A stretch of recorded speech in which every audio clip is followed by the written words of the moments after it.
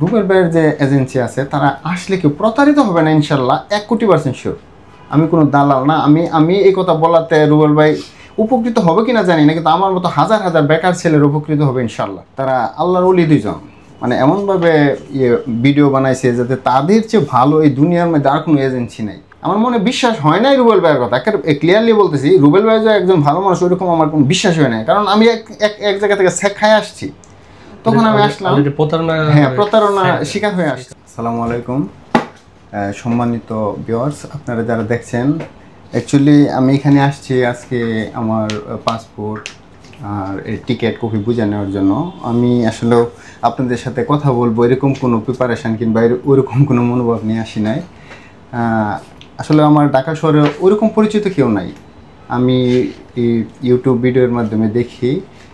রুবেল ভাইটার কথা এখন বলতেছি না, আমি আরও অনেক ভিডিও দেখছি, যেরকম ফিউচার ওয়ার্ল্ড নামে মগবাজার একটা অফিস আছে, একজন হচ্ছে ইমাম গাজ্জালি মাহাদি, এটা হচ্ছে তার পরিচালক, আর সিও হয়েছে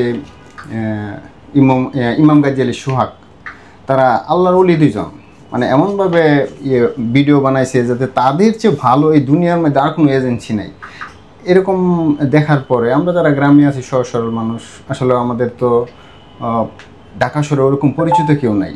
আমরা যারা শিক্ষিত এডুকেটেড পার্সন আছি, তারা যারা ভালো কোনো জব পায় না, ফ্যামিলিকে একটু ব্যাকআপ দেওয়ার জন্য আমরা বিদেশ যাওয়ার চিন্তা ভাবনা করি। অ্যাকচুয়ালি ওইসব ভিডিও দেখে আমি এই মগবাজার ইমাম গাজ্জালি ফিউচার ওয়ার্ল্ড অফিসে যাই। আমি প্রথম যাই, ওইখানে তারা বিভিন্ন ধরনের কন্ট্যাক্ট পেপার 1,000 টাকার একটা কন্ট্যাক্ট পেপার করছে, দলিল করছে, রসিদ করছে, বলছে টাকা না দিতে বলে টাকাকে রিটার্ন, মানে অনেক কিছু বলে, আর এমনভাবে মিষ্টি মিষ্টি কথা বলে যা বলা বাহুল্য। যে তো ওইখানে আমার মতো আর অনেকে, আমি গিয়ে দেখি যে ওইখানে আরও অনেক মানুষ, মানে তারা তাদের মাধ্যমে যাবে এরকম। আমিও সচরাচর তাদের সব কথা শুনি এবং দেখে ওইখানে আমি টাকা জমা দিই। জমা দেওয়ার পরে তারা 4 মাসের কথা বলে, মূলত আমি ইউরোপের জন্য দিছিলাম। 4 মাসের কথা বলে যে 4 মাসের ভিতরে আমি আপনাকে অমুক দেশে, যেমন হাঙ্গেরি নিয়ে যাব। তো দেখা গেল 4 মাস গেল, 8 মাস গেল, 10 মাস গেল, 12 মাস গেল, এইভাবে 2 বছর গেছে। এই ঘুরাইতে আছে। তো এক সময় আমি বলি, ভাই আমি আপনার এজেন্সি থেকে যাবো না, আমাকে টাকা ফেরত দিতেন। এই টাকা ফেরত বলছে আচ্ছা ঠিক আছে, টাকা ফেরত আমাকে একটা চেক দেয়। চেক দেওয়ার পরে দেখা যায় যে সামনের মাসে অমুক তারিখ চেক দিছে 3 মাস ঘুরায়। তারপর টাকা তোলার ডেট দিছে আরও 1 মাস পরে। 1 মাস পরে আমি আসি যে ভাই আমি টাকাটা তুলবো, আমি ব্যাংকে তো টাকা নাই। আচ্ছা আমার স্মরণ নাই। এইভাবে আরও আমার 2 বছর ঘুরাইছে, এখন পর্যন্ত টাকা দেই নেই। মানে তাদের দাম দেয় না, মানুষের কাছ থেকে কোটি কোটি টাকা এইভাবে নিতেছে। শুধু এরকম না, আরও অনেক আছে। কিন্তু যখন আমি হাল ছেড়ে দেই যে আমি কি করব, আমার তো ওরকম কেউ নাই যে আমাকে হাতে ধরে নিয়ে যাবে, ওরকম কেউ নাই। তখন মানে বলতে গেলে মানে 4 কুল হারিয়ে ফেলছে, এরকম অনেক টাকা পয়সা নষ্ট করছি। মানে কাকে বিশ্বাস করবো ওরকম কিছু নেই।